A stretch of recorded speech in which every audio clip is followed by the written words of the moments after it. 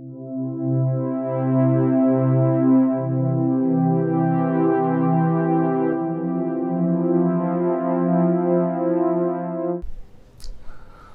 One very warm welcome to all of you. कैसे हैं आप सब? मैं आपका मेंटोर और आप देख रहे हैं लर्न इंग्लिश विदाउट रूल्स के डेली रोज का सेशन इडियम्स एंड फ्रेजेस। ये अनाउंसमेंट सुनकर बहुत सारे बच्चे चौंक गए होंगे, तो बच्चे चौंकने की ज़रूरत नहीं है। यहाँ पर चौंकाने वाली बात इसलिए नहीं है क्योंकि पिछले सेशन के बाद मैंने 10 क्वेश्चन का एक सेल्फ असेसमेंट टेस्ट रखा था इडियम्स एंड फ्रेजेस से, और आपसे ये उम्मीद की थी कि जो लॉजिकल अप्रोच एस्टैब्लिश करने की एक सूझबूझ, जो एक मैं समझाता हूँ कि हम किस प्रकार से किसी इडियम्स एंड फ्रेज को जो है वो क्रैक कर सकते हैं, उसकी मीनिंग समझ सकते हैं और किस कंटेक्स्ट में वो इस्तेमाल हुआ है उसको डिकोड कर सकते हैं, तो उसके लगाने की उम्मीद आपसे की थी। साथ ही इतने दिनों से जो 25-26 इडियम्स एंड फ्रेजेस के सेशंस गए हैं, जहां पर 100-130 के आसपास मैंने आपको इडियम्स एंड फ्रेजेस बताए हैं, उस में जो आपने पढ़ा है वो कितना हद तक याद है और आपको कितने रिवीजन की जरूरत है, ये टेस्ट बनाने के बाद आपको ये समझ में आए और आप सब ने बढ़ चढ़कर इसमें हिस्सा लिया होगा। आपकी एक्साइटमेंट को ध्यान में रखते हुए ही ये लगातार दूसरा सेशन में लेकर के आया हूं, और यहाँ पर आज मैं इस पिछले क्वेश्चन पेपर का आंसर बताऊंगा। क्या उसमें तकनीकी गड़बड़ी हुई जिस वजह से आपने आंसर नहीं किया, ये मुझे आप कॉमेंट में लिखना आपको क्या लगा। साथ ही हम यहाँ पर आज के सेशन में 5 नए इडियम्स एंड फ्रेजेस रखेंगे, फिर एक असेसमेंट टेस्ट 2 भी रखूंगा जिसका आंसर मैं कमेंट बॉक्स के सेशन में दूंगा। आप उसका आंसर करके कमेंट कर सकते हो या फिर अपने पास रख सकते हो। तो चलिए पेपर और पेन लेकर तैयार हो जाइए, देखते हैं कि आज के सेशन में कौन कौन से 5 नए इडियम्स एंड फ्रेजेस लाए गए हैं और पिछले एपिसोड में लगाए गए असेसमेंट टेस्ट का आंसर क्या है। तो चलिए देखा जाए।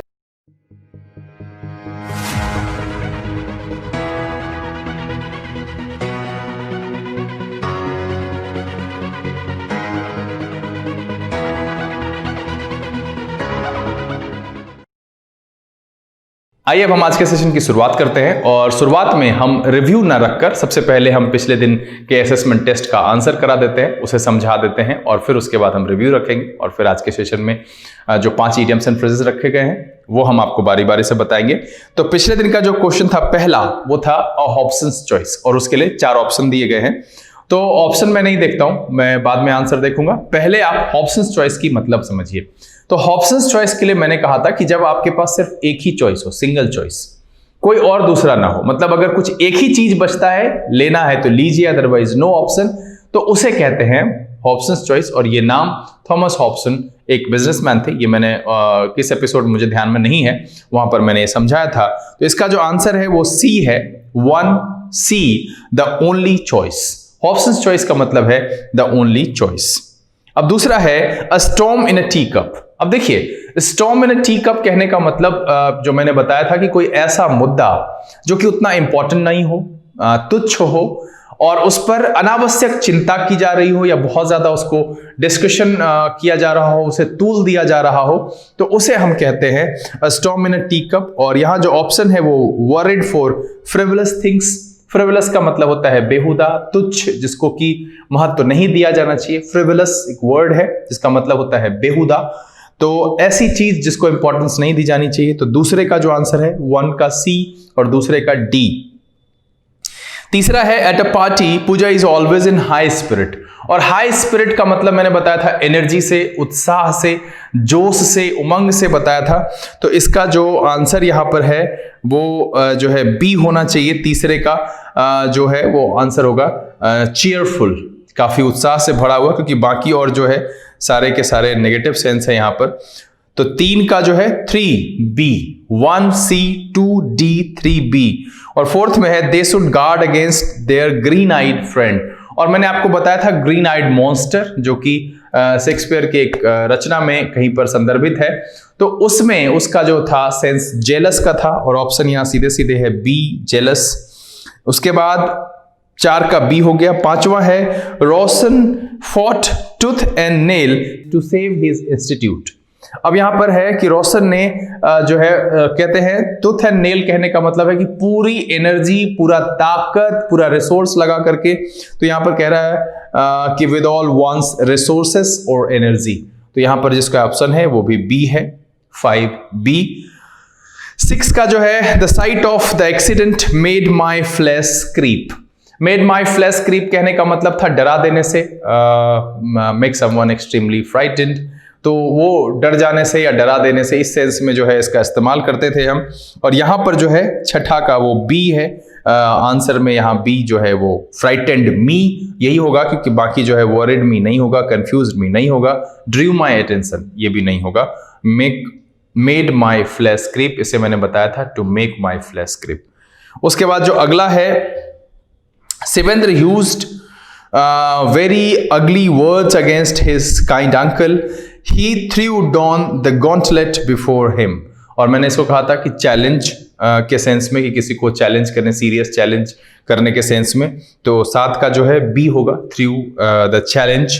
8वां है, there is no love lost between two neighbours. अब यहां पर जो है नो लव लॉस्ट का मैंने डिसलाइक, इल विल इस सेंस में है, वो सेंस दिया था, तो इसका जो सेंस यहां पर आ रहा है वो एक ही है, क्लोज फ्रेंडशिप नहीं होगा, अ लव हेट रिलेशनशिप नहीं होगा, कूल इंडिफरेंसेस नहीं होगा, बी जो है वो इंटेंस डिसलाइक, क्योंकि मैंने बताया था डिसलाइक, इल विल, उस सेंस में हम इसका इस्तेमाल करते हैं। 9वां जो है 9 का बी, 8 का बी हो गया, इंटेंस डिसलाइक। 9वां है, there was opposition to the new policy by the rank and file. Rank and file का मतलब है जो the man in the street, पिछले एपिसोड में बताया था, दोनों का सेम मीनिंग है, एन ऑर्डिनरी मैन और कॉमन मैन। तो इसका जो ऑप्शन है द ऑर्डिनरी मेंबर्स, वो हो जाएगा आपका बी। और कह रहा है Raveena was left high and dry bye her friends when she lost all her money. और हाई एंड ड्राई का मतलब कहा था कि असहाय, छोड़ देना, त्याग देना, इस सेंस में आएगा। तो एबेंडेंट का मतलब है परित्यक्त कर देना, जिसके पास कुछ भी नहीं हो। एबेंडन कहने का मतलब है पूरी तरह से त्याग देना मेन स्ट्रीम से। तो इसका जो सेंस आएगा वो आएगा आपका ए, एबेंडेंट। उम्मीद करता हूं कि ये आंसर आपको समझ में भी आया होगा और आप सबका आंसर सही होगा। जिसको इस आंसर पर कोई विवाद है आप कमेंट में मुझे सूचित करिए। फिलहाल हम यहाँ पर पिछले एपिसोड की झलकियां देखते हैं कि पिछले एपिसोड में कौन कौन से इडियम्स एंड फ्रेजेस लाए गए थे और उसकी मीनिंग क्या थी। चलिए देखा जाए। आज के सेशन में जो पहला इडियम्स एंड फ्रेजेस लिया गया है वो है not have a leg to stand on. जो इसका मीनिंग आएगा वो आएगा to be in a situation in which you can't prove something. Example के तौर पर कहें तो कह सकते हैं if you have no witness you don't have a leg to stand on. आज के सेशन का जो अगला इडियम्स एंड फ्रेजेस है वो है पुट वंस फुट डाउन। मतलब आप इसे अगर कहना चाहें तो कह सकते हैं to use your authority to stop something happening. Example के तौर पर कहें तो कह सकते हैं you had better put your foot down before those kids get completely out of control. आज के सेशन का जो अगला इडियम्स एंड फ्रेजेस है वो है come out of one shell. मतलब ये है कि to become less shy and reserved. Example के तौर पर कहें तो कह सकते हैं come out of your shell Rohan, come out of your shell Rohan, go out and make some friends. आज के सेशन का जो अगला इडियम्स एंड फ्रेजेस है वो है ब्लड रन कोल्ड। तो कह सकते हैं to make someone feel extremely frightened. Example के तौर पर कहें तो कह सकते हैं I heard a tapping on the window which made my blood run cold. आज के सेशन का जो आखिरी इडियम्स एंड फ्रेजेस है वो है lay down one's arms. Lay down one's arms कहने का मतलब है टू सरेंडर। एग्जाम्पल के तौर पर कहें तो कह सकते हैं the soldiers refuse to lay down their arms. आइए अब हम बारी बारी से आज के सेशन में लाए गए पांचों इडियम्स एंड फ्रेजेस को एक एक करके आपके सामने रखते हैं। आज के सेशन में जो पहला इडियम्स एंड फ्रेजेस लिया गया है वो है over head and years. Over head and years. अब देखिए कि हेड एंड ईयर्स, अब इसके ऊपर कहने का मतलब है कि ये पूरा जो शरीर है अगर हम यहां तक पहुंच गए दैट मीन्स कंप्लीटली। कहते हैं ना गले तक डूबा होना, मतलब ओवरहेड यहां पर है कि ऊपर, और पानी सर से ऊपर चले जाना, इस सेंस में भी आपने सुन रखा है। तो यहां जो लॉजिकल अप्रोच आप लगाते हैं और जो फिट बैठता है वो क्या है कि ओवरहेड एंड ईयर्स कहने का मतलब है आप कह सकते हैं इसे कंप्लीटली, या फिर कह सकते हैं होपलेसली, जहां पर अब आपके पास कोई होप नहीं बचा, या फिर आप कह सकते हैं डीपली एनग्रोस्ड। हिंदी में अगर आप कहते हैं तो डूब जाना, तल्लीन हो जाना। तल्लीन होने का मतलब भी वही होता है, किसी चीज को अगर हम डूब कर, तल्लीन होकर, पूरी तरह से उसमें कंप्लीटली समाहित हो चुके हैं, तो इस सेंस में इसका पॉजिटिव नेगेटिव दोनों सेंस में इस्तेमाल कर सकते हैं। अगर आप कह सकते हैं जैसे कर्ज में डूबने की बात, तो वहां पर ये नेगेटिव सेंस में इस्तेमाल होगा। तो इसका जो सेंस है इंग्लिश में एक बार फिर से सुन लीजिए, कंप्लीटली, होपलेसली और डीपली एनग्रोस्ड। हिंदी में कहें तो पूर्ण रूप से, एग्जाम्पल के तौर पर अगर कहें तो कह सकते हैं one of my friends is over head and years in debt. One of my friends is over head and years in debt. मतलब है कि मेरे दोस्तों में से एक पूरी तरह से कर्ज में डूबा हुआ है. One of my friends is over head and years in debt. आज के सेशन का जो अगला idioms and phrases है वो है a bone of contention. A bone of contention में जो ये contention शब्द है इसका मतलब होता है तर्क वितर्क या फिर विवाद, और bone of contention का मतलब है कि वो bone मतलब है कुछ भी ऐसी चीज जिस पर कि विवाद किया जाए. तो अगर इसको आसानी से समझें तो आप कह सकते हैं विवाद का विषय. बोन ऑफ कंटेंशन का मतलब है कि जिस पर विवाद है, जो क्या कहते हैं किसी तर्क वितर्क का या डिस्कशन का या जो डिसएग्रीमेंट है उसका एक विषय बना हुआ है, तो उसके लिए हम इस सेंस में इस्तेमाल करते हैं बोन ऑफ कंटेंशन. आप कह सकते हैं something that people disagree or argue with. Something that people disagree or argue with. मतलब है कि विवाद का विषय, मतलब ऐसी कोई वस्तु something that people disagree or argue with. इस सेंस में हम इस्तेमाल करते हैं a bone of contention. Example के तौर पर कहें तो कह सकते हैं the main bone of contention among people is selfish desire. The main bone of contention among people is selfish desire. मतलब है कि लोगों के बीच में जो सबसे मुख्य विवाद का विषय है वो क्या है, तो स्वार्थ भरी इच्छा, selfish desire. The main bone of contention among people is selfish desire. आज के सेशन का जो अगला idioms and phrases है वो है yeoman's service. अब यौमन सर्विस या आप इसे कह सकते हैं यौमन्स वर्क. अब देखिए ये यौमन क्या है.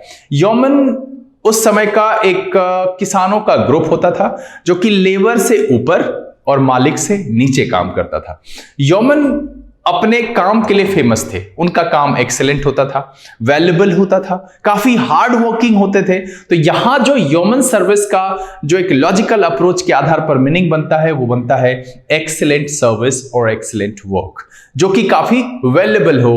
वैल्यूएबल वर्क इस सेंस में भी हम इसका इस्तेमाल कर सकते हैं. क्या, एक्सेलेंट सर्विस और एक्सेलेंट वर्क. एग्जाम्पल के तौर पर कहें तो कह सकते हैं Suman has done yeoman's work in raising fund for the organisation. Suman has done yeoman's work in raising fund for the organisation. मतलब है सुमन ने ऑर्गेनाइजेशन के फंड रेज करने के लिए बहुत अच्छा काम किया, मतलब एक्सेलेंट वर्क किया. Suman has done yeoman's work in raising fund for the organisation. आज के सेशन का जो अगला idioms and phrases है वो है a damp squib.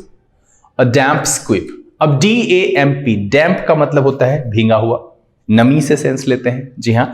और स्क्विब SQUIB इसका मतलब होता है फायरवर्क्स में एक फुलझड़ी है, सबने देखी होगी, जिस पर हम लगाते हैं तो वो एक चिंगारी टाइप की जो कि काफी एक्साइटिंग होता है, उसको वो रिप्रेजेंट करता है एक्साइटमेंट को. जब हम यहां पर कहते हैं डैम्प स्क्विब, डैम्प स्क्विब कहने का मतलब है कि फुलझड़ी अगर भींगी हुई है तो उसमें उस तरह की जो आकृति बनती है उस फायरवर्क से वो नहीं बनेगी.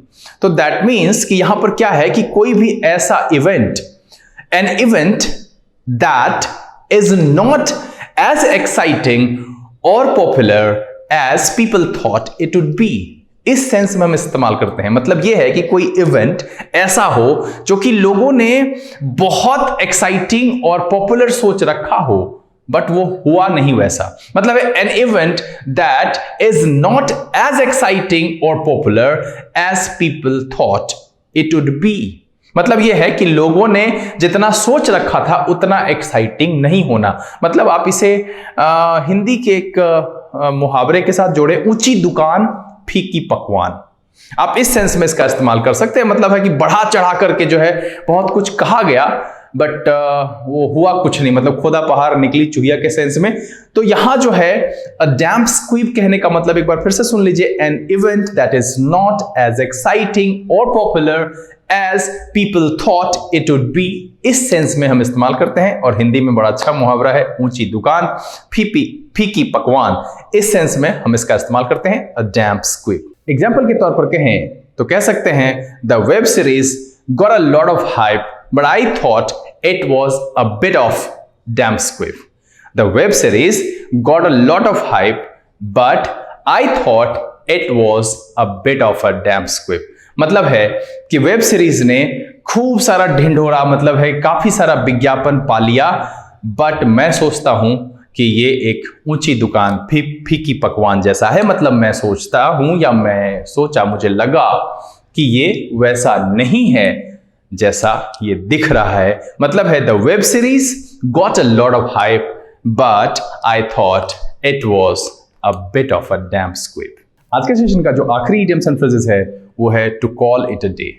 अब देखिए, to call it a day कहने का मतलब है कि अब हम यहां पर एक दिन को स्पेसिफाइड कर रहे हैं और ओब्वियसली है कि दिन को हम दिन ही कहते हैं, बट यहां पर कुछ स्पेसिफाइड है। आप अगर इसे समझेंगे, to call it a day मतलब है कि दिन से छोटी अवधि होगी। दिन से छोटी अवधि कहने का मतलब है कि जो एक समय सीमा है उससे कम में काम करना और यह कह देना कि भाई इसे पूरा दिन मान लेना है। क्यों भाई? क्योंकि आप ये सोचते हैं कि आपने जितना किया है वो इनफ है, या आप अब नहीं करना चाहते, या आप अब नहीं करना चाहते। जैसे मान लीजिए कि एज अ टीचर ख्याति, पब्लिसिटी, जो उसका फेम है उसकी कोई सीमा नहीं है, बट 13, 14 साल, 15 साल काम करने के बाद आपको लगता है कि आपने जो किया इनफ। तो इस सेंस में अगर आप वहां पर काम रोक देते हैं और तब वहां जो सेंस बनता है उस सेंस के लिए हम इस्तेमाल करते हैं to call it a day. इसे जो आप इंग्लिश में कहें तो कह सकते हैं to stop what you are doing because you don't want to do any more और think you have done enough. मतलब है कि आप जो कर रहे हैं उसे रोक देना। सोच क्या कि आप और नहीं करना चाहते, या आप ये सोचते हैं कि आपने जो किया है वो काफी है। To stop what you are doing because you don't want to do any more और think you have done enough. Example के तौर पर कहें तो कह सकते हैं the boss was mad because she called it a day at noon and went home. The boss was mad because she called it a day at noon and went home. मतलब है कि बॉस पूरा पगलाया हुआ था क्योंकि उसने दोपहर में ही काम समाप्त कर दिया, यानी समय से पहले काम समाप्त कर दिया और घर चली गई। The boss was mad because she called it a day at noon and went home. उम्मीद करता हूं कि अभी जो ये 5 इडियम्स एंड फ्रेजेस, इसकी मीनिंग और सेंटेंसेस में इसके यूज को समझाया गया, ये आपको बखूबी समझ में आ गया होगा। पिछले दिन के सेट को बना करके भी आप सभी को अच्छा लगा होगा। आज के सेशन के बाद भी अंत में मैं यहां पर स्क्रीन पर लगा दूंगा। अगर आप स्क्रीनशॉट लेते हैं तो स्क्रीनशॉट लें, या फिर नीचे डिस्क्रिप्शन में लिंक दिया हुआ है जहां से आप इस असेसमेंट टेस्ट 2 जो कि इडियम्स एंड फ्रेजेस पर आधारित है, आप उसे डाउनलोड कर सकते हैं। और हाँ, उससे पहले कि अगर इस सेशन में कोई भी ऐसे इडियम्स एंड फ्रेजेस जो 5 मैंने आज बताए उसमें कोई दुविधा है, कोई शंका है, कोई आशंका मन में है, तो कमेंट करके मुझे सूचित करें। साथ ही जो पिछले दिन के असेसमेंट टेस्ट 1 का आंसर कराया उसमें अगर कोई मतभेद है, कुछ लग रहा है कि होना चाहिए, तो वो आप सूचित करें। हम अगले दिन के इडियम्स एंड फ्रेजेस के सेशन में उस समस्या का भी समाधान करने की कोशिश करेंगे। और अगर इस वीक में इडियम्स एंड फ्रेजेस के सेशन नहीं आए तो कमेंट बॉक्स के सेशन के दिन हम उस समस्या का निदान करेंगे, साथ ही असेसमेंट टेस्ट 2 का आंसर भी वहीं पर कराएंगे। और इस सेशन के बाद अगले दिन हम ग्रामर में वो जो past simple versus past perfect का बचा हुआ हिस्सा था, जो दोनों सेक्शन में V2 होता है, और साथ ही 25 जो एरर के क्वेश्चन मैंने कहे थे वो लेकर उपस्थित होऊंगा। अगर ये वीडियो आपको अच्छा लगा आप इसे लाइक कर दें। अगर आपने चैनल सब्सक्राइब नहीं किया है प्लीज सब्सक्राइब कर लीजिए और बेल बटन भी प्रेस कीजिए ताकि अपलोड की गई वीडियो की नोटिफिकेशन आपको मिले और कोई भी वीडियो आपका मिस ना हो। जो लोग पहले से जुड़े हुए हैं वो इसे ज्यादा से ज्यादा सोशल नेटवर्किंग साइट पर शेयर करें, अपने मित्रों को बताएं, पढ़ें, पढ़ाएं, खुश रहें, मस्त रहें। और हाँ, कोरोना संबंधी सुरक्षा के सभी मानदंड वैसे ही हैं। भीड़ से बचिए, अपने आप को सुरक्षित रखिए और हाँ, सबसे इंपॉर्टेंट, पढ़ाई जारी रखिए क्योंकि एसएससी की रिवाइज्ड डेट की नोटिफिकेशन भी आ गई है।